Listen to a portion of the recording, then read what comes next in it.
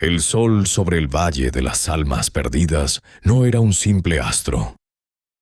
Era un ojo de fuego que parecía escudriñar la fe de aquellos que aún se atrevían a llamar a esa tierra hogar.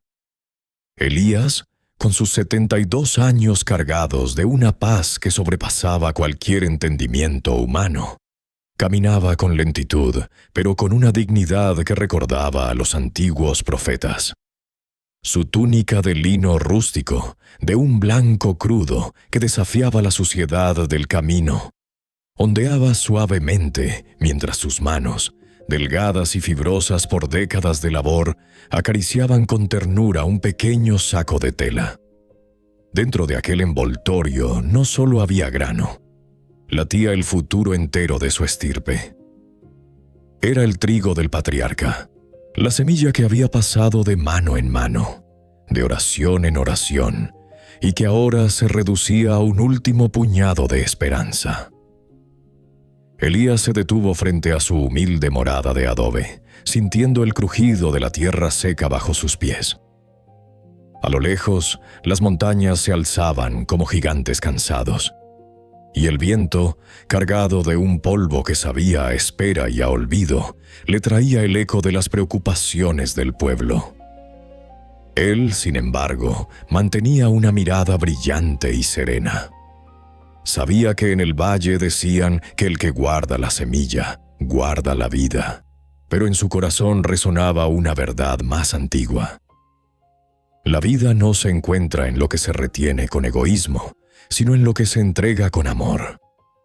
Cada arruga de su rostro, surcada por 1000 risas y otras tantas batallas espirituales, era un mapa de su confianza en el Padre.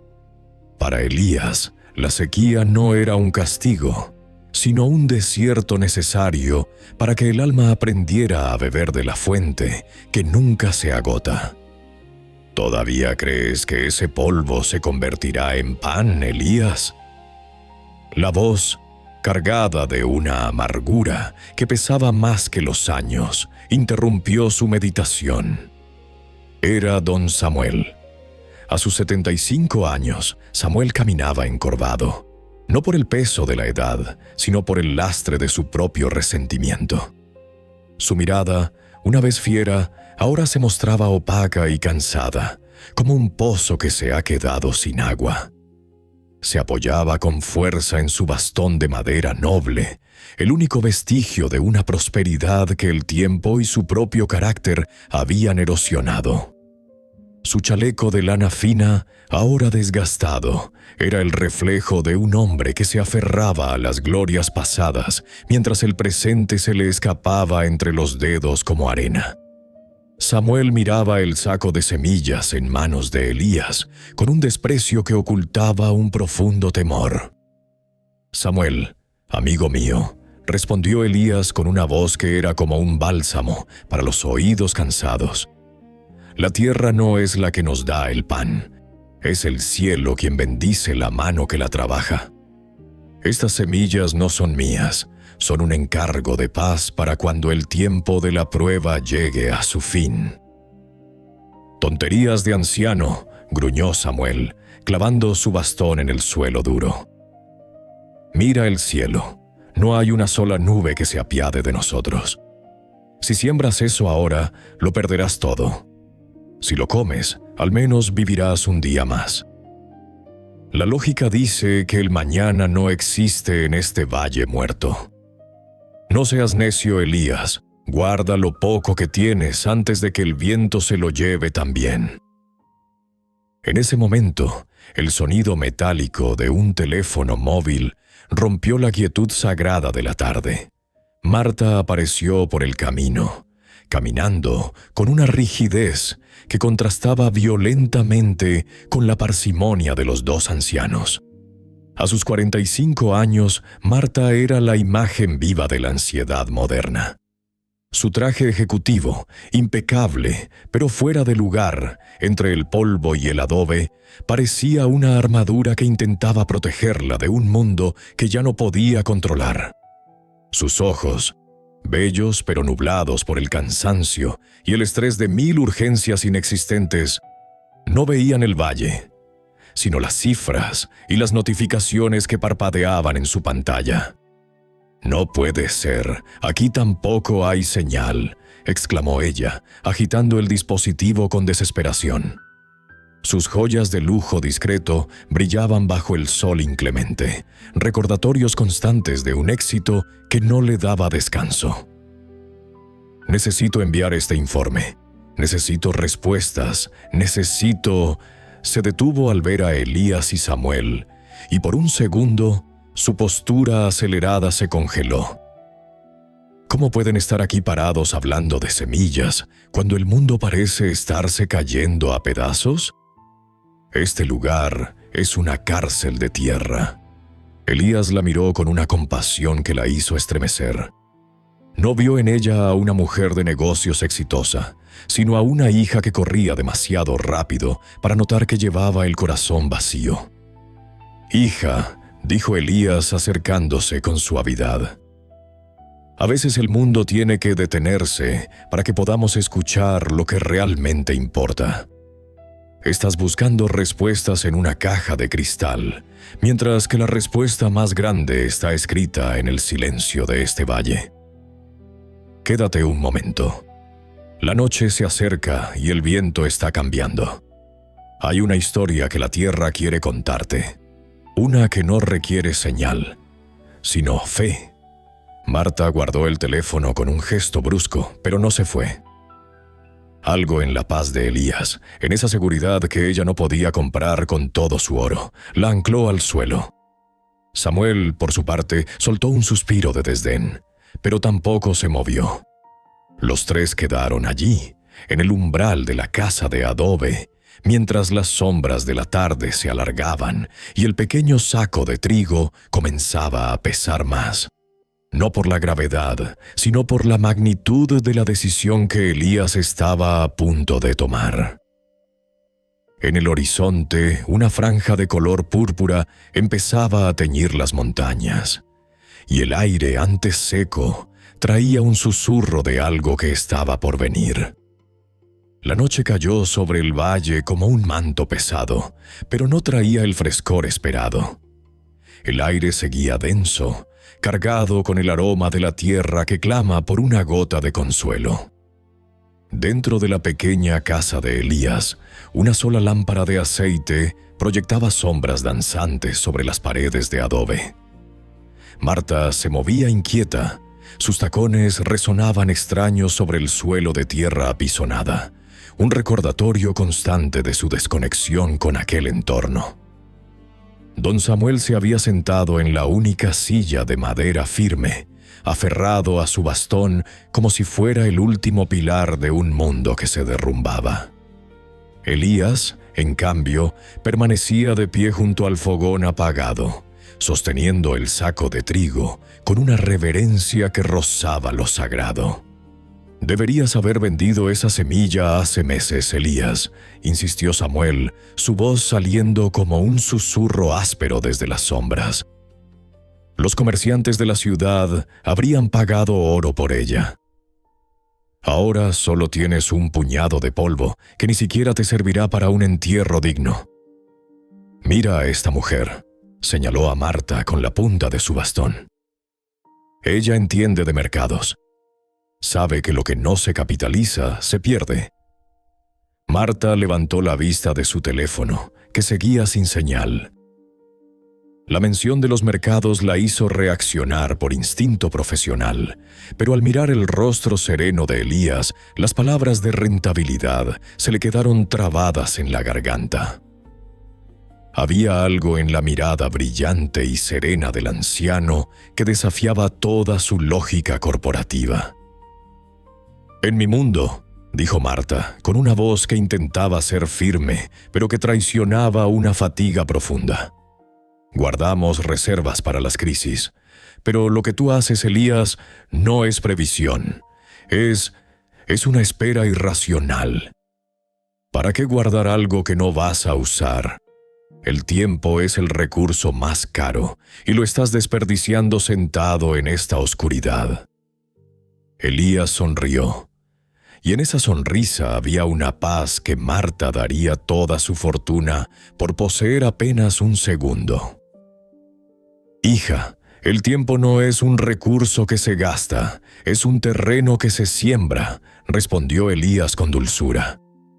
«No guardo este trigo por miedo al invierno, sino por amor a la primavera que mis ojos aún no ven, pero que mi corazón ya siente». De repente, un sonido rompió el silencio del valle. No fue el viento ni el crujido de la madera. Fue un golpe en la puerta. 3 toques lentos, débiles, cargados de una fatiga que solo conocen los que han caminado leguas bajo el sol del desierto. Samuel se tensó, apretando el puño sobre su bastón. Marta dio un paso atrás, su mano buscando instintivamente su bolso de marca. «No abras, Elías», advirtió Samuel, su rostro rígido por el resentimiento. «En tiempos de hambre, los extraños solo traen problemas. Ya tenemos suficiente con nuestra propia escasez».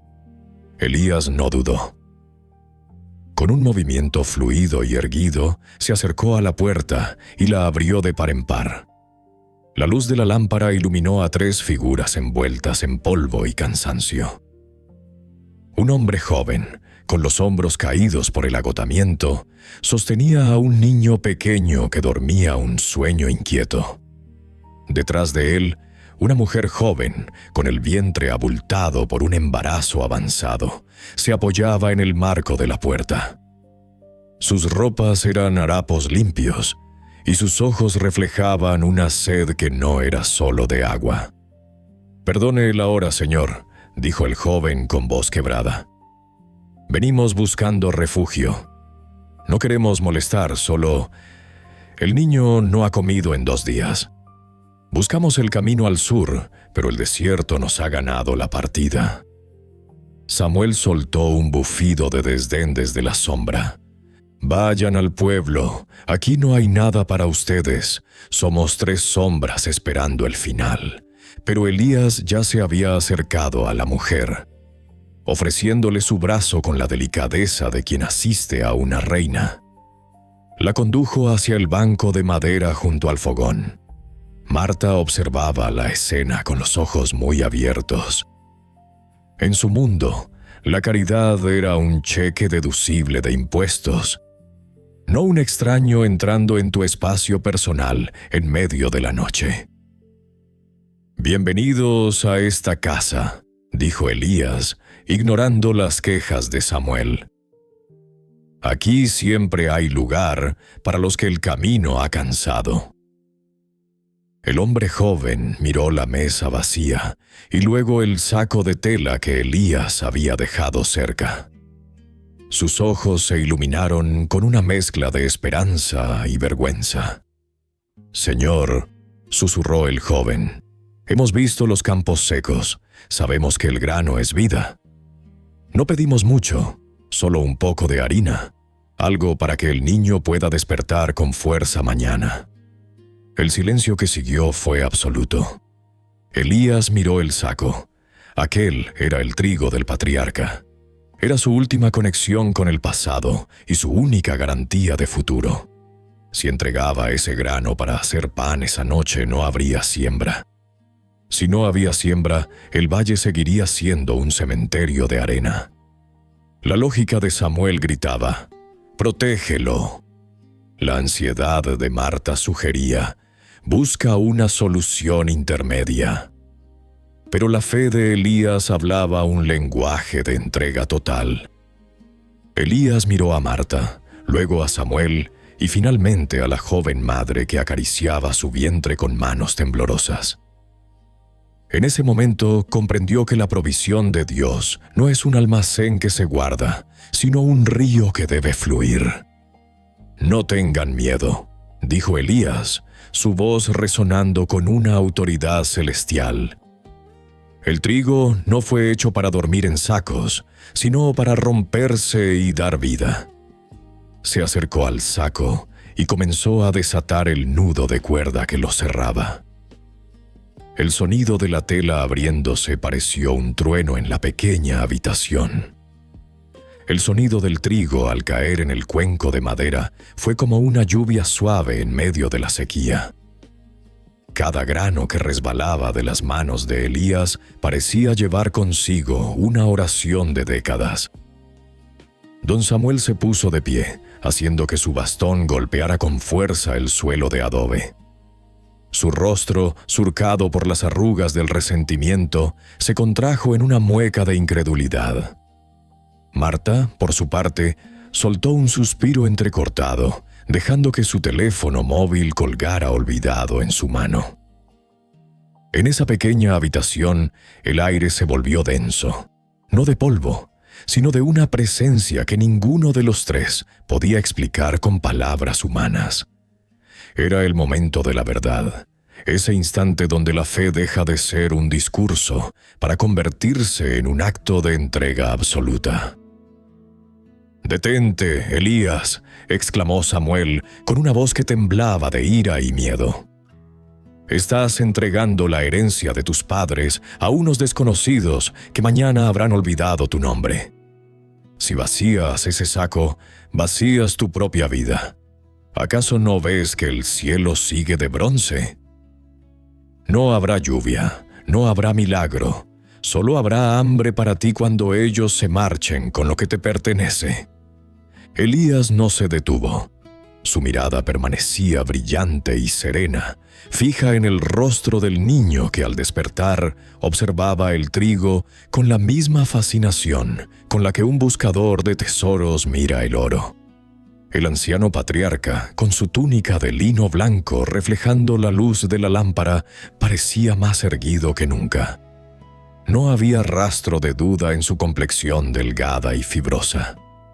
Había una fuerza que emanaba de su paz espiritual, una que hacía que la amargura de Samuel pareciera pequeña y frágil.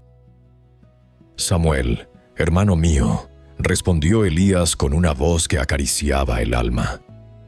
«El trigo que se guarda en el granero termina por pudrirse o por ser devorado por el tiempo, pero el trigo que se comparte en la mesa del necesitado se convierte en pan eterno. Lo que doy hoy no es una pérdida, es una siembra en el corazón de Dios. Tú ves un saco vacío. Yo veo una bendición que comienza a correr». Marta dio un paso adelante. Sus joyas discretas brillaron bajo la llama de la lámpara. El estrés que habitualmente tensaba sus rasgos hermosos pareció ceder por un instante ante la magnitud de lo que presenciaba. En su mundo de estrategias y resultados inmediatos, lo que Elías estaba haciendo era una locura logística, un suicidio financiero. Sin embargo, al mirar la gratitud en los ojos de la mujer embarazada, algo en el interior de Marta comenzó a resquebrajarse. La armadura de su traje ejecutivo se sentía por primera vez demasiado pesada y asfixiante. «¿Cómo puedes estar tan seguro?», preguntó Marta en un susurro cargado de ansiedad. «Yo paso mis días asegurando cada detalle, planeando cada contingencia para no perder nada, y aún así vivo con miedo. Tú no tienes nada más que este puñado de grano y lo entregas como si fueras el dueño de todo el valle. Enséñame, Elías, ¿dónde encuentras esa paz que no depende de lo que tienes en la mano?» Elías la miró con una ternura profunda. «Hija, la paz no se encuentra en lo que retienes con el puño cerrado, sino en lo que sueltas con la mano abierta. El miedo es una cadena que nos hace creer que somos los únicos proveedores de nuestra vida. Pero cuando confías en el Padre, entiendes que Él es quien abre las ventanas de los cielos. Mi paz no viene del trigo, viene del dueño de la siembra». Con manos expertas y movimientos llenos de una gracia litúrgica, Elías comenzó a moler una porción del grano. El aroma del trigo fresco llenó la estancia, desplazando el olor a encierro y sequía. Preparó una sopa sencilla, una mezcla de agua, sal y la harina recién obtenida. Mientras el fuego pequeño del fogón comenzaba a crepitar, el ambiente en la casa cambió. Ya no eran extraños y lugareños, eran almas reunidas alrededor de la esperanza. Comieron en un silencio sagrado, un silencio que no era vacío, sino que estaba lleno de una cercanía que trascendía los años y las clases sociales. Incluso Samuel, vencido por el hambre o quizás por la dignidad de Elías, aceptó un poco de alimento. Marta comió despacio, saboreando cada cucharada como si fuera el manjar más exquisito que hubiera probado en su vida de lujos. Por primera vez en meses, su respiración no era acelerada. Sus hombros, antes rígidos por la prisa, se relajaron. El niño sonrió, y en esa sonrisa, Elías vio la primera señal de la cosecha que vendría. La noche transcurrió entre relatos de fe y palabras de aliento. Elías les habló de cómo Dios cuida de las aves del cielo y viste a los lirios del campo, y de cómo el corazón humano es la tierra más fértil de todas. Al amanecer, la familia se preparó para continuar su viaje. El hombre joven intentó agradecer a Elías con las pocas monedas que le quedaban, pero el anciano las rechazó con un gesto de paz. «Vayan en bendición», les dijo. «El camino que tienen por delante ya ha sido trazado por la misericordia». Cuando la puerta se cerró y el polvo del camino volvió a asentarse, Elías se quedó mirando el rincón donde antes descansaba el saco de trigo. Estaba vacío. No quedaba ni una sola semilla para la siembra de la temporada. Samuel volvió a fruncir el ceño, apoyándose en su bastón con renovada amargura. «Ya está», dijo Samuel. «Se han ido y con ellos tu futuro. Ahora dinos, Elías, tú que hablas con tanta certeza, ¿qué vas a poner en la tierra cuando lleguen las primeras lluvias? ¿Vas a sembrar palabras de fe en los surcos vacíos?» Marta miró a Elías, esperando su reacción.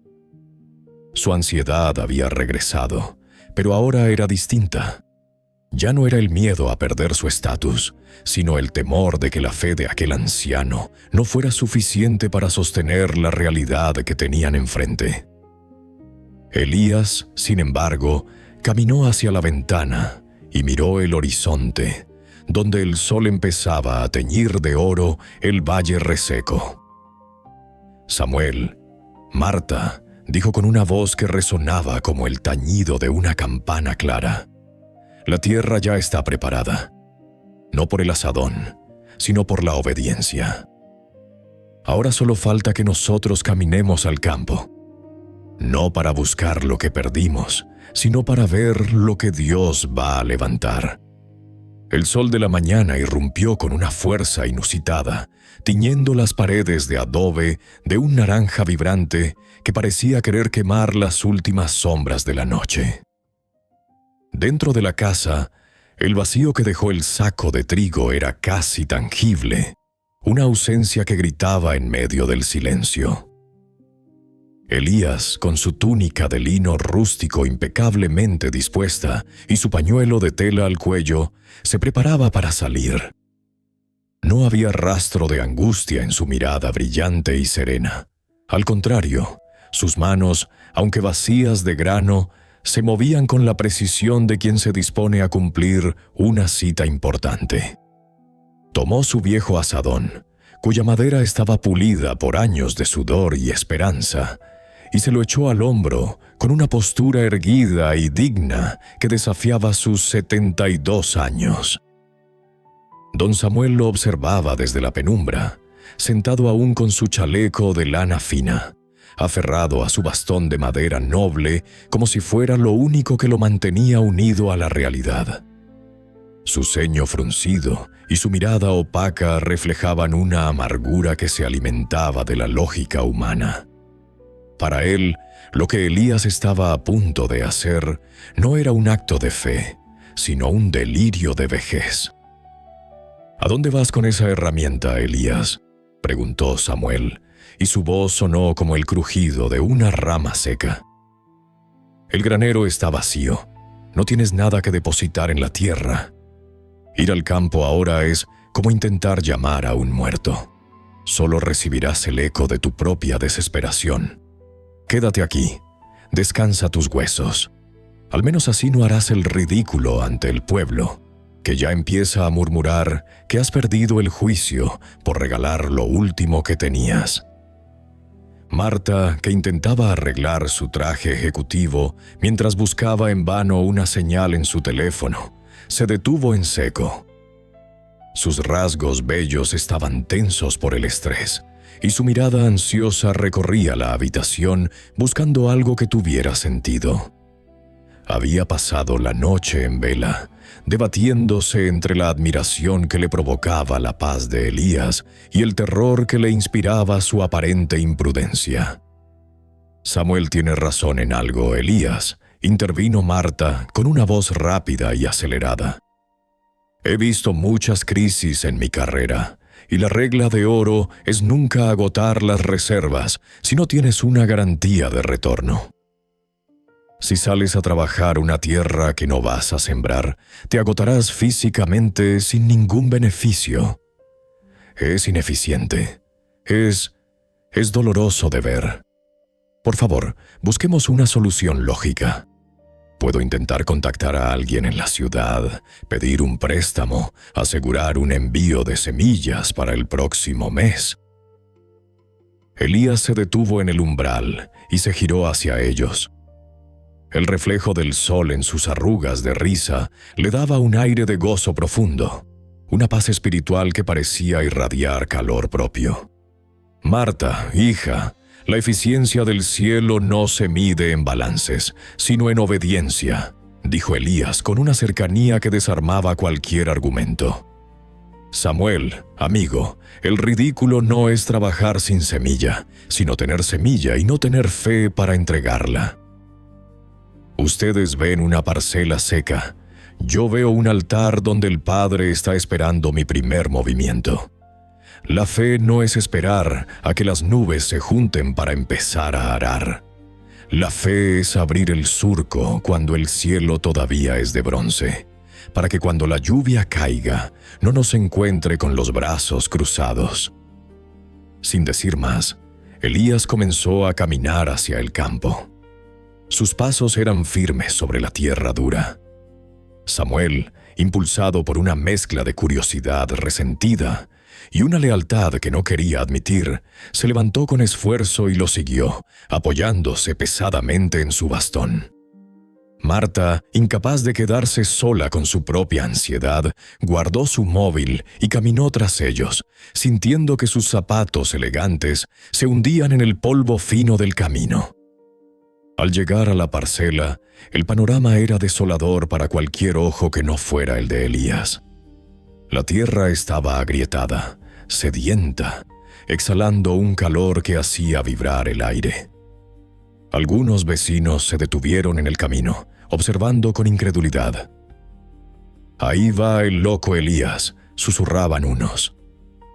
«Regaló su pan y ahora quiere sembrar viento», decían otros. Pero Elías no los escuchaba. Se colocó al inicio del primer surco, levantó el azadón y con un golpe seco y rítmico comenzó a romper la costra de la tierra. «¿Ves esto, Marta?», dijo Elías entre golpe y golpe, sin perder la serenidad de su aliento. «Cada golpe es una oración. No estoy cavando un hoyo para enterrar mi vida. Estoy preparando la cuna para el milagro. No importa que mis manos estén vacías ahora, lo que importa es que la tierra esté lista. Dios no envía la lluvia sobre el campo que no ha sido trabajado». Don Samuel se sentó en una piedra grande a la sombra de un árbol seco, mirando con amargura cómo el sudor empezaba a empapar la túnica de Elías. «Te vas a romper el corazón, Elías», murmuró Samuel, «y cuando caigas agotado sobre este polvo, nadie vendrá a levantarte». Pero Marta no podía apartar la vista. Observaba la rítmica danza del azadón y por primera vez sintió que su rigidez cedía. Había algo poderoso en ver a un hombre trabajar por lo que aún no existía. Empezó a entender que la verdadera cercanía con Dios no se daba en la abundancia, sino en ese espacio sagrado entre la entrega y la respuesta. Elías seguía trabajando, abriendo surcos perfectos en una tierra que parecía muerta, pero que bajo su cuidado empezaba a oler a posibilidad. El valle entero parecía contener el aliento, esperando ver si la fe de un solo hombre era suficiente para mover el corazón del cielo. El azadón de Elías golpeaba la tierra con la cadencia de un corazón que no conoce de dudas, sino de latidos de esperanza. El sudor corría por su rostro, surcando las arrugas de risa que, lejos de borrarse con el esfuerzo, parecían profundizarse en un gozo que la lógica humana no alcanzaba a comprender. Había terminado de abrir el último surco. La parcela, antes un lienzo de polvo informe, ahora mostraba líneas perfectas, caminos abiertos que esperaban una vida que aún no se manifestaba. Elías se detuvo, apoyó el azadón contra un tronco seco y se sentó bajo la escasa sombra de un algarrobo que parecía orar con sus ramas desnudas. Sacó su pañuelo de tela, se limpió la frente con serenidad y miró su obra.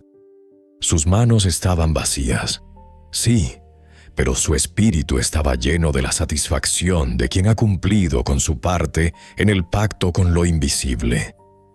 Don Samuel, desde su piedra, soltó una risa que sonó más a un lamento que a una burla. Su mirada opaca seguía fija en el vacío de los surcos. «Has terminado, Elías», dijo Samuel, y su voz cargaba el peso de toda la amargura de un valle sin agua. «Has trabajado como un joven para dejar la tierra abierta al sol. Mañana el viento llenará esos huecos con más polvo, y tú estarás más viejo y más cansado. ¿Dónde está tu Dios ahora? ¿Dónde están las semillas que prometiste? Mira a Marta. Ella espera una señal en su aparato de vidrio y tú esperas una señal en el barro. Ambos morirán de sed esperando lo imposible». Marta, que se había sentado en el suelo sin importar que su traje elegante se manchara de tierra, no respondió de inmediato. Sus dedos ya no tamborileaban sobre la pantalla del móvil. Sus manos estaban quietas, descansando sobre sus rodillas. Sus rasgos bellos, aunque cansados, mostraban una tensión distinta. Ya no era la prisa por llegar, sino la angustia de haber llegado a un lugar donde sus títulos y joyas no servían de nada. Levantó la vista hacia el cielo, un azul tan puro que dolía, y de repente sintió algo que la hizo estremecer. No fue un ruido, ni un mensaje, ni una llamada. Fue un cambio en la dirección del viento. «El aire está cambiando», susurró Marta, y por primera vez en años su voz no sonaba acelerada, sino asombrada. Elías cerró los ojos y respiró profundamente, con una mirada brillante que parecía ver más allá del horizonte. «Es el aroma de la obediencia, hija», respondió Elías. «La tierra ya sabe que hay un hombre que confía». En ese preciso momento, una silueta apareció en el camino. No era la familia de la noche anterior, sino el viejo Benjamín, un agricultor que vivía en la otra ladera del valle. Un hombre que, al igual que Samuel, había cerrado su corazón tras la pérdida de su propia cosecha años atrás. Benjamín caminaba despacio, pero no traía las manos vacías. Sobre su hombro cargaba un costal pequeño, pero firme. Se detuvo frente a la parcela de Elías y lo miró en silencio durante un largo rato, observando los surcos perfectamente trazados en una tierra sin grano. «Supe lo que hiciste anoche, Elías», dijo Benjamín con una voz ronca. «Supe que abriste tu última bolsa para esos extraños. Todos en el pueblo dicen que eres un necio. que has condenado tu invierno por un momento de lástima. Yo pensaba lo mismo, hasta que vi estos surcos desde mi colina. Benjamín bajó el saco y lo dejó caer a los pies de Elías. El sonido de las semillas chocando entre sí fue para Marta más melodioso que cualquier notificación de éxito financiero. Guardé estas semillas hace 2 años, continuó Benjamín, evitando la mirada de Samuel. Las guardaba para un tiempo de verdadera desesperación, pensando que el secreto de la vida era retenerlas hasta el último aliento. Pero al ver tu campo abierto, al ver que alguien se atrevía a preparar la mesa antes de que llegara el invitado, entendí que mis semillas se estaban muriendo en mi granero de tanto guardarlas. No son muchas, Elías, pero son de la mejor clase. Si alguien merece que esta tierra hable, eres tú. Samuel se puso de pie, apoyado en su bastón de madera noble, con el rostro rígido por una emoción que no sabía nombrar. El resentimiento luchaba contra la evidencia del milagro que acababa de caminar por el camino de polvo. Es solo un saco, Benjamín, balbuceó Samuel. No alcanzará para todo el valle. No tiene que alcanzar para todo el valle todavía, Samuel, dijo Elías, levantándose con una dignidad que parecía llenar el espacio entre la tierra y el cielo. Solo tiene que alcanzar para el primer paso. Dios no nos pide que alimentemos al mundo, nos pide que no dejemos morir la semilla de la fe en nuestras propias manos. Elías se acercó al saco, lo abrió y metió su mano fibrosa en el grano dorado. Miró a Marta y le extendió un puñado. «Toca esto, hija», dijo con una cercanía que hizo que a Marta se le llenaran los ojos de lágrimas. «Siente el peso de la promesa. Esto no es solo trigo. Es la respuesta de un Dios que nunca llega tarde, pero que a menudo espera a que abramos el surco antes de enviarnos el grano». Marta tomó las semillas entre sus manos delicadas, sintiendo la textura ruda y la vida latente en cada grano. En ese momento su teléfono volvió a vibrar, pero ella no lo miró. Lo guardó en el bolsillo de su traje ejecutivo. Y por primera vez sonrió con una paz que no venía de los resultados, sino de la presencia. El sol seguía brillando. El valle seguía seco. Pero en el corazón de aquella pequeña casa de adobe, la cosecha ya había comenzado. Elías se arrodilló sobre la tierra que él mismo había preparado con tanto esmero. No era el gesto de un hombre derrotado por la edad, sino el de un sacerdote que se dispone a oficiar en el altar más antiguo del mundo. El surco abierto. Sus manos, delgadas y fibrosas, se hundieron en el saco que Benjamín había traído, y al contacto con el grano, una chispa de gozo profundo iluminó su rostro surcado por arrugas de risa. No había prisa en sus movimientos. Cada semilla que tomaba parecía recibir una bendición silenciosa antes de ser entregada al vientre de la tierra. Elías no sembraba simplemente trigo. Estaba depositando en el polvo la evidencia física de una paz espiritual que no conocía fronteras. Su túnica de lino rústico, aunque manchada ahora por el pardo de la tierra, resplandecía bajo el sol como si estuviera tejida con hilos de esperanza. «Ven, hija», dijo Elías volviendo su mirada brillante hacia Marta. «Deja que tus manos conozcan la textura del milagro.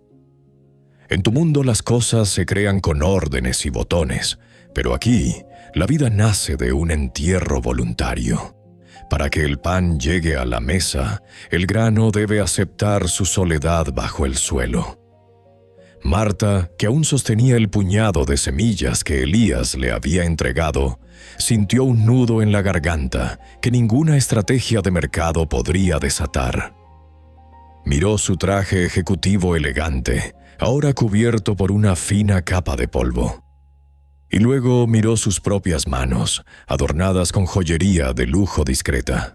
Por un instante, la imagen de su oficina, de los informes urgentes y de las llamadas perdidas en su teléfono móvil le pareció algo lejano, casi irreal, como un sueño del que finalmente estaba despertando.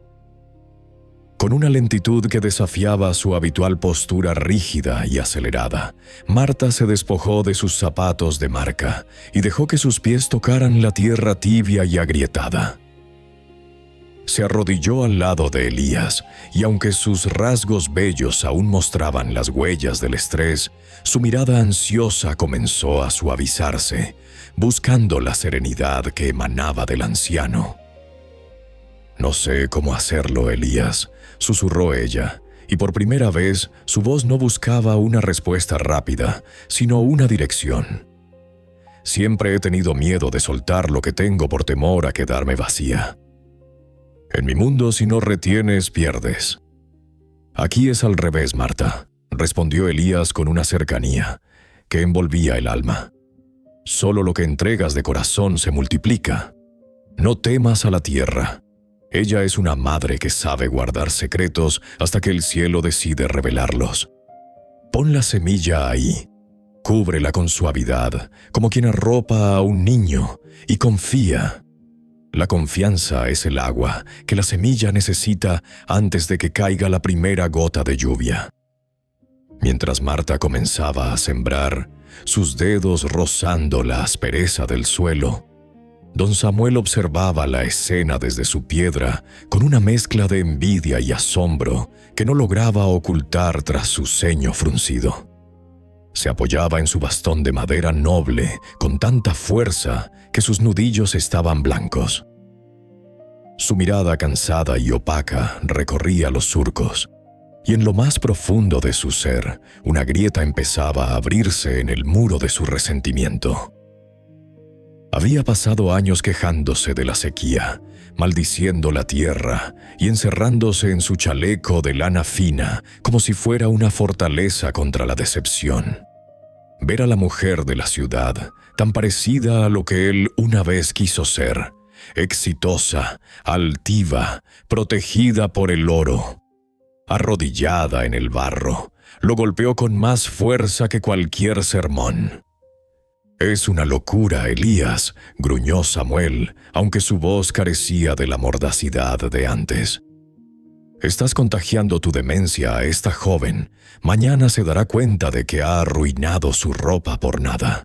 El cielo sigue igual de limpio, igual de indiferente a nuestro sudor». Elías se puso de pie con una postura erguida y digna, sacudiendo el polvo de su túnica con un gesto de paz. Miró hacia el horizonte, donde el sol empezaba a jugar con las nubes que Benjamín había mencionado. «El cielo nunca es indiferente, Samuel», dijo Elías, su mirada serena fija en un punto que solo él parecía percibir. «El cielo está esperando a que terminemos la tarea.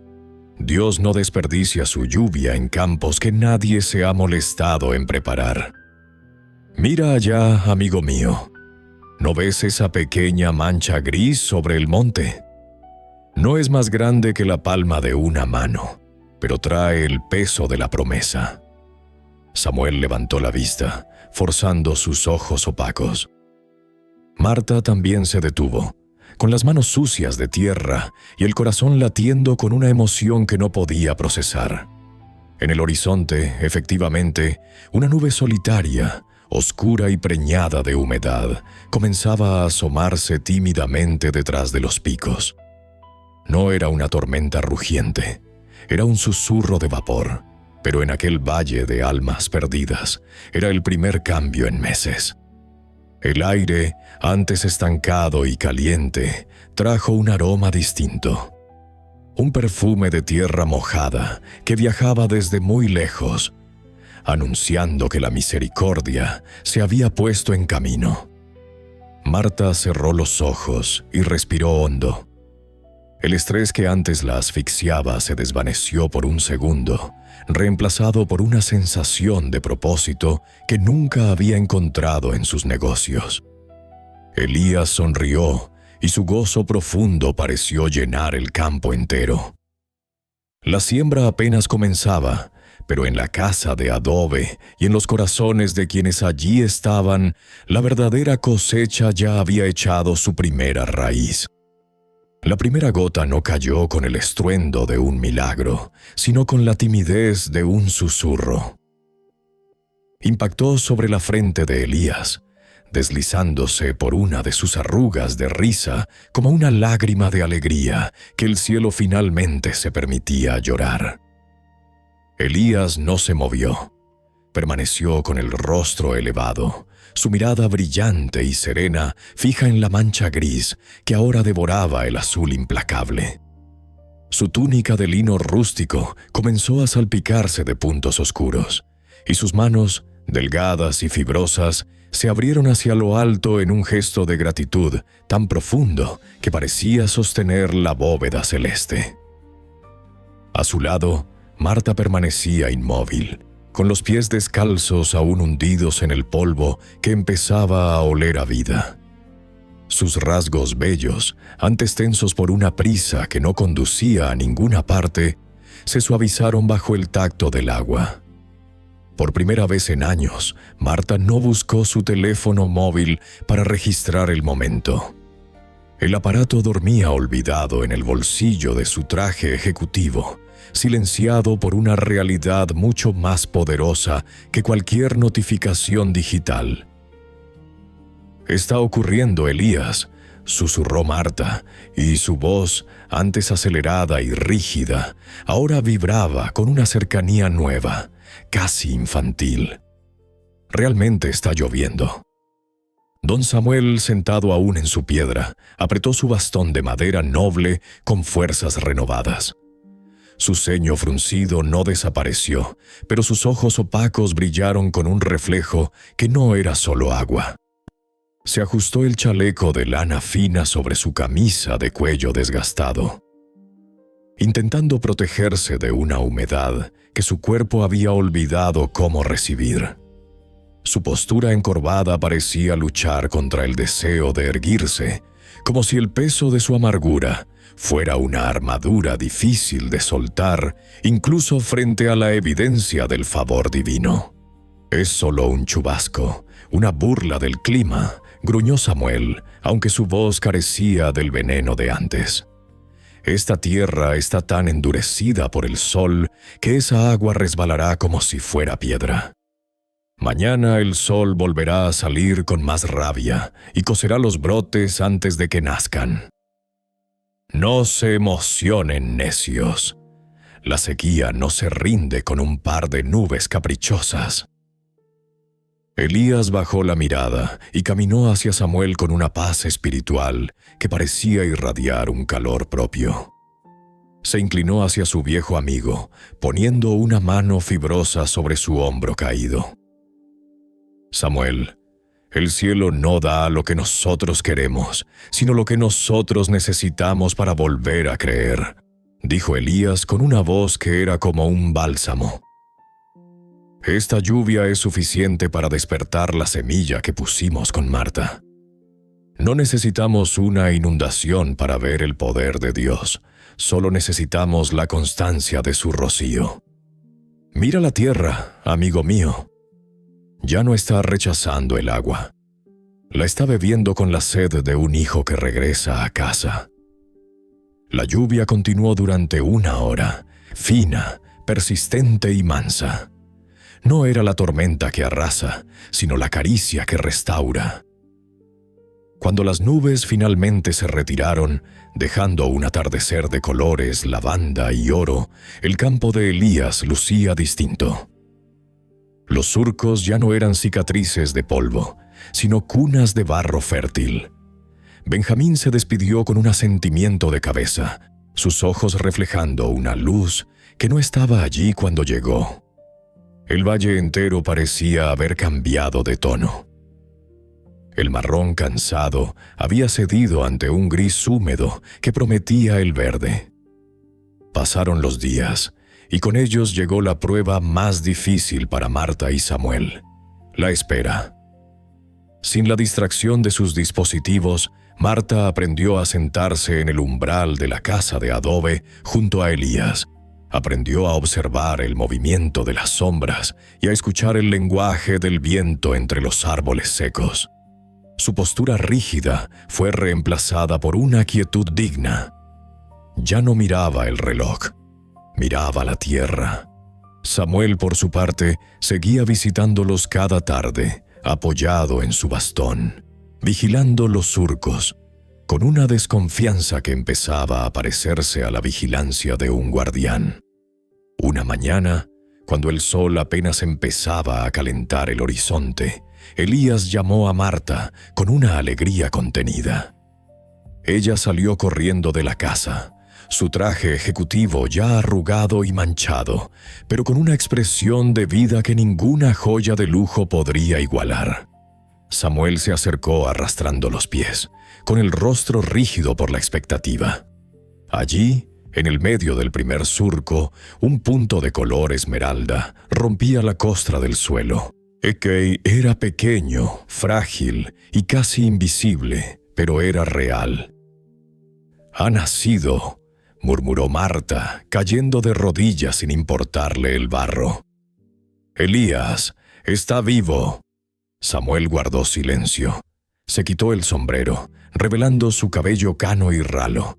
Y por primera vez en toda la historia, sus hombros se relajaron. Sus ojos cansados se humedecieron mientras contemplaba aquel brote minúsculo que desafiaba toda su lógica de amargura. Elías se mantuvo erguido, con una mirada brillante que abrazaba no solo a la planta, sino a sus dos amigos. «La fe, hijos míos, es como este brote», dijo Elías con gozo profundo. «Empieza en la oscuridad, bajo el peso de la tierra y el silencio de Dios. Pero si se mantiene la paz y se entrega lo último que se tiene, la vida siempre encuentra la forma de romper la piedra. Este es solo el comienzo. La verdadera cosecha no está en el granero, sino en que hoy, por fin, sus corazones han vuelto a sentir esperanza». El Valle de las Almas Perdidas ya no hacía honor a su nombre. El verde empezaba a reclamar su territorio, y en la pequeña parcela de Elías, la cercanía entre un patriarca, una mujer transformada y un anciano que empezaba a perdonar, era el milagro más grande que el trigo jamás podría contar. Los días se sucedieron con una lentitud que Marta nunca había experimentado en sus oficinas de cristal. El verde esmeralda que había brotado de la tierra ya no era un punto tímido, sino una alfombra de tallos jóvenes que se mecían con el viento del valle. Sin embargo, el milagro de la lluvia inicial parecía haber sido solo una tregua. El cielo volvió a cerrarse en un azul cobalto, implacable y seco, y el sol de mediodía comenzó a castigar los brotes con una saña renovada. Era el tiempo de la maduración del silencio, como solía decir Elías. Un tiempo donde la fe no se demuestra en la alegría de la cosecha, sino en la paciencia de la espera bajo el calor sofocante. Marta se encontraba sentada a la sombra del porche de adobe. Su traje ejecutivo, aquel símbolo de su poder y estatus, ahora colgaba de un clavo dentro de la casa. Vestía una de las camisas de lino rústico que Elías le había prestado. Su mirada ya no era ansiosa, sino profunda. Sostenía su teléfono móvil en la mano, que por primera vez en semanas mostraba 3 barras de señal. Una catarata de notificaciones, correos urgentes y llamadas perdidas parpadeaba en la pantalla. El mundo exterior, el de las prisas y los resultados inmediatos, estaba llamando a su puerta con una fuerza ensordecedora. «Tengo que decidir, Elías», susurró Marta, sin apartar la vista de los campos que empezaban a amarillear por el calor. Mi empresa me reclama. Dicen que el mundo sigue girando, que los mercados no esperan a que el trigo crezca. Pero si me voy ahora, siento que dejaré a medias la única cosa real que he hecho en mi vida. Elías, que estaba revisando las acequias con su postura erguida y digna, se acercó a ella. Su mirada brillante y serena no juzgaba el aparato que Marta sostenía, sino que buscaba el alma detrás de los ojos cansados de la mujer. Hija, el mundo siempre te dirá que eres indispensable para sus negocios, pero solo Dios te dirá que eres indispensable para su paz, dijo Elías con una cercanía que desarmaba cualquier duda. El trigo está sufriendo bajo el sol, ¿sí? Pero es en este calor donde las raíces bajan más profundo, buscando el agua que no se ve. Tu decisión es como esa raíz. ¿Vas a buscar la superficie que brilla o la profundidad que sostiene? Don Samuel apareció por el sendero, caminando con su bastón de madera noble. Sorprendentemente, su ceño ya no estaba tan fruncido. Se detuvo frente a los brotes y con un gesto casi tierno, usó su bastón para apartar una piedra que estorbaba a uno de los tallos más pequeños. Su mirada, antes opaca y cansada, ahora vigilaba la plantación con un celo protector que rayaba en la devoción. «Si no llueve pronto, Elías, lo perderemos todo», dijo Samuel, y aunque su voz guardaba un rastro de su antigua amargura, ahora había una nota de dolor compartido, no de burla. «He pasado toda la mañana mirando el horizonte. No hay ni una mota de polvo que anuncie agua. ¿Vas a quedarte aquí mirando cómo el sol quema lo que tanto nos costó sembrar?» «Samuel, amigo», respondió Elías, sentándose junto a Marta. «No estamos cuidando plantas, estamos cuidando nuestra confianza. Si el trigo muere, Dios sigue siendo fiel. Pero si nuestra fe muere, aunque el granero esté lleno, estaremos vacíos. Marta tiene el mundo en su mano», señaló el teléfono. «Y tú tienes el miedo en la tuya», señaló el bastón. «Pero aquí, en este pedazo de tierra, solo necesitamos tener la esperanza en el corazón». Marta miró su teléfono. Un mensaje final apareció. «Si no respondes en 1 hora, daremos por cerrada tu posición». Era el ultimátum de su antigua vida. Miró a Elías, cuya paz espiritual parecía una fortaleza inexpugnable, y luego miró a Samuel, que por primera vez en años parecía preocuparse por algo más que su propio resentimiento. Con un movimiento decidido, Marta apagó la pantalla y dejó el dispositivo sobre la mesa de madera vieja. «Que cierren lo que tengan que cerrar», dijo Marta, y una sonrisa de gozo profundo, la primera de su vida adulta, iluminó sus rasgos bellos. «Yo me quedo aquí. Quiero ver cómo termina esta historia, aunque el sol sea lo único que cosechemos». Samuel soltó un suspiro largo, y por un momento su postura encorvada pareció enderezarse un poco. Se quitó su chaleco de lana fina y lo dejó sobre el banco, quedando solo con su camisa desgastada, permitiendo que el aire del valle tocara su piel. «Entonces somos 3 necios», murmuró Samuel, con una pizca de humor que asombró a Elías. «Pero prefiero ser un necio contigo, Elías, que un sabio amargado en mi casa vacía». Esa tarde, el viento sopló con una fuerza inusual, levantando nubes de polvo que oscurecieron el sol. No era lluvia, era una tormenta de arena que amenazaba con sepultar los brotes jóvenes. Elías se puso de pie, tomó sus herramientas y miró a sus amigos con una expresión de valentía espiritual. La prueba no había terminado. Apenas estaba entrando en su fase más crítica. Pero en el valle de las almas perdidas, 3 almas ya no estaban perdidas, sino unidas en una cercanía que el éxito o el fracaso nunca podrían romper. La tormenta de arena rugió con una furia que parecía querer borrar no solo los brotes, sino la memoria misma de la esperanza en el valle. El cielo se tornó de un color ocre asfixiante, y el viento soplaba con ráfagas que azotaban las paredes de adobe de la casa de Elías. Dentro, el aire era espeso, cargado de un polvo fino que se colaba por las rendijas, pero el silencio que reinaba era distinto al de las noches de soledad.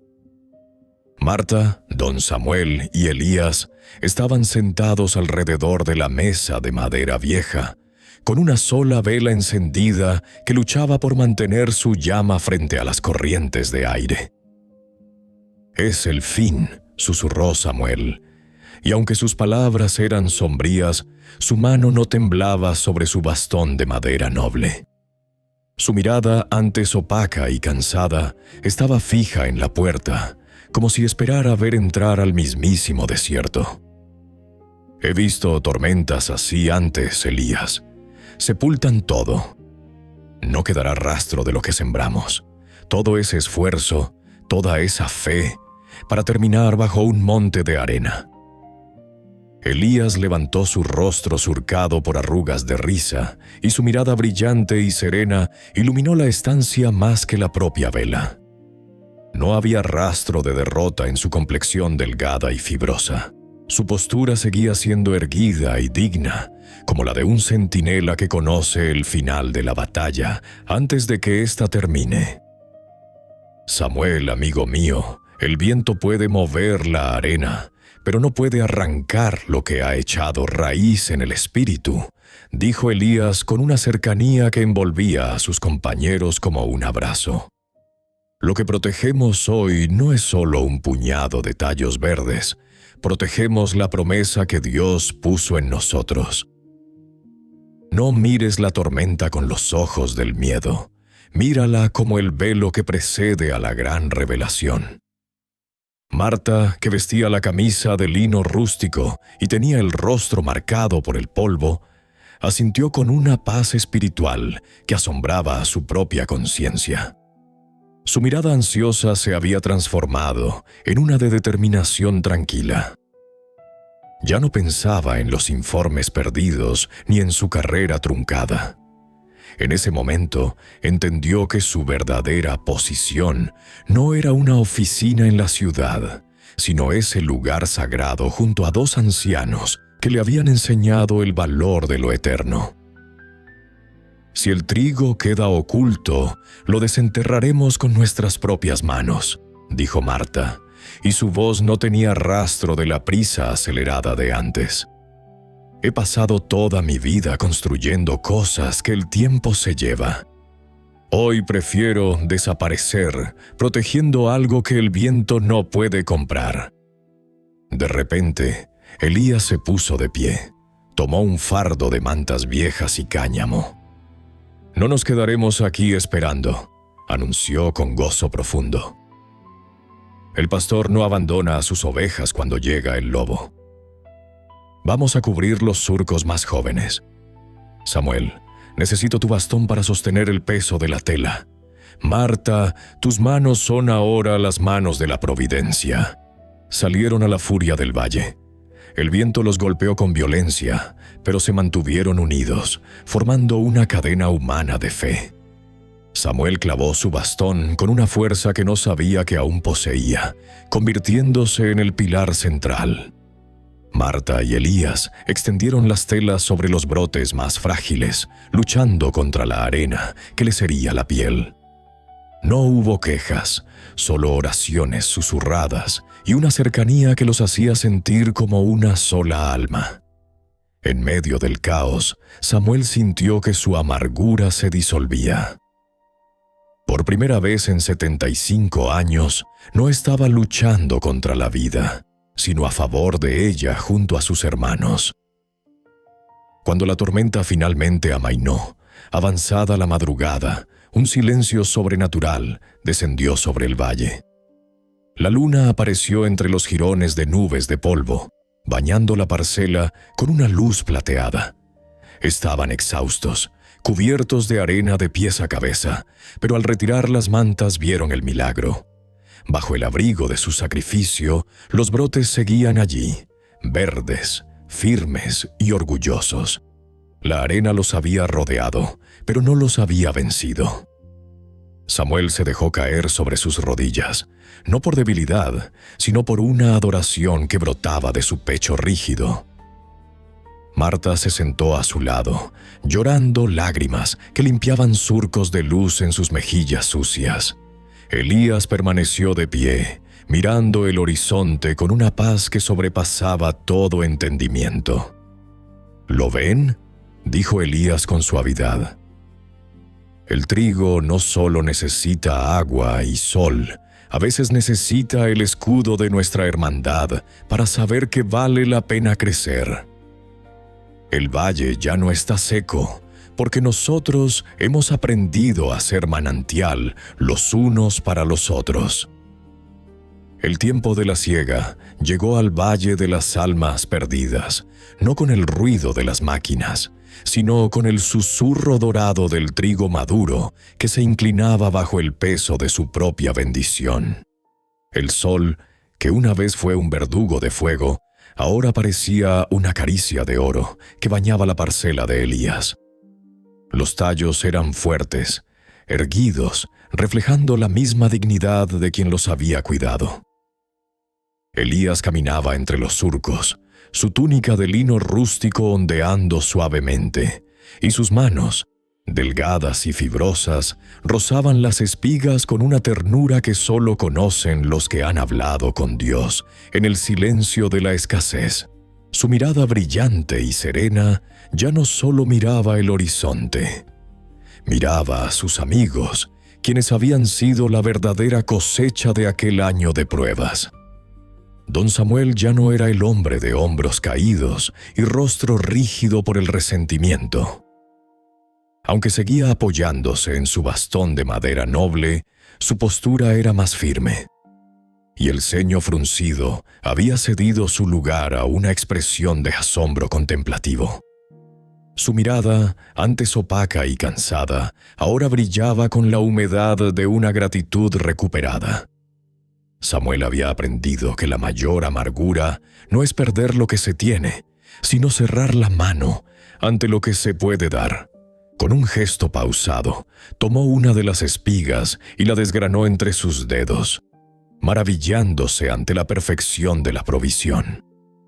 Su chaleco de lana fina ya no era una armadura, sino una prenda sencilla de un hombre que finalmente se sentía en casa. Marta, por su parte, era una mujer nueva. Su traje ejecutivo elegante y moderno descansaba ahora en el baúl de los recuerdos. Vestía con la sencillez del valle, y sus rasgos bellos estaban iluminados por un gozo profundo que ninguna joya de lujo podría haberle comprado.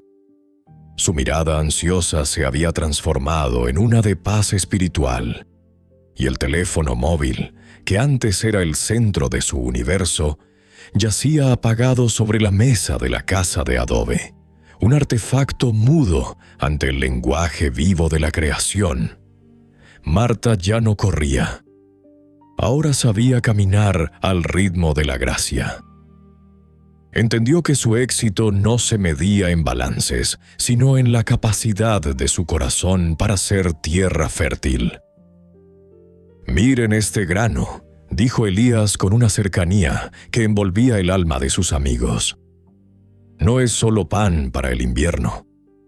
Es la prueba de que cuando entregamos lo último en obediencia, no estamos perdiendo el futuro, estamos sembrándolo en manos que no fallan. El círculo se ha cerrado, pero la siembra apenas comienza en los corazones del valle». Esa tarde, el pueblo entero se reunió frente a la pequeña casa de adobe. No vinieron por caridad, sino por inspiración. Benjamín estaba allí, junto a la familia que una vez recibió el primer pan, y muchos otros que habían visto en el campo de Elías un altar de esperanza. Elías repartió las primeras mazorcas para que cada familia guardara sus propias semillas de fe. No hubo egoísmo, no hubo miedo a la escasez. El valle había aprendido que lo que se guarda con miedo se convierte en peso, pero lo que se entrega con fe se convierte en raíz. La paz que reinaba era una paz que no dependía del clima, sino de la certeza de ser amados por el dueño de la vida. Al ponerse el sol pintando el cielo de tonos púrpuras y dorados, Elías se quedó a solas con Samuel y Marta.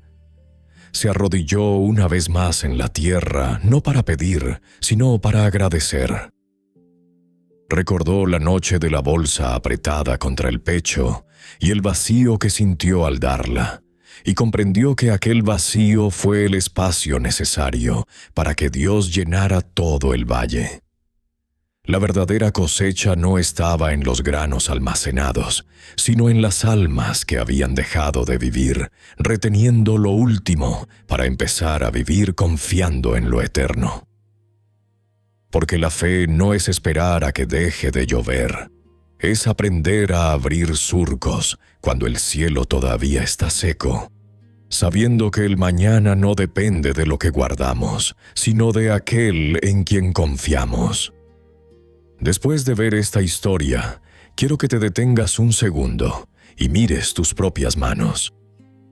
A veces, como don Samuel, las tenemos cerradas por el resentimiento. Otras veces, como Marta, están demasiado ocupadas sosteniendo las prisas del mundo. Pero hoy, el cielo te hace una pregunta poderosa.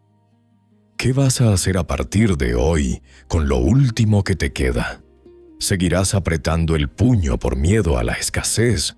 ¿O te atreverás a abrir tu mano para que Dios pueda sembrar en ti una cosecha que el mundo no puede marchitar? No permitas que esta semilla de paz se quede guardada solo en tu granero. Si conoces a alguien que hoy siente que su tierra está seca, que su esperanza se agota o que el viento de la prueba lo está golpeando fuerte, comparte este video con esa persona.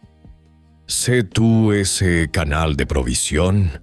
Sé tú la lluvia que alguien más ha estado pidiendo en oración. Y para seguir fortaleciendo tu espíritu en este camino de confianza, te invito a que veas el siguiente video que aparece en pantalla.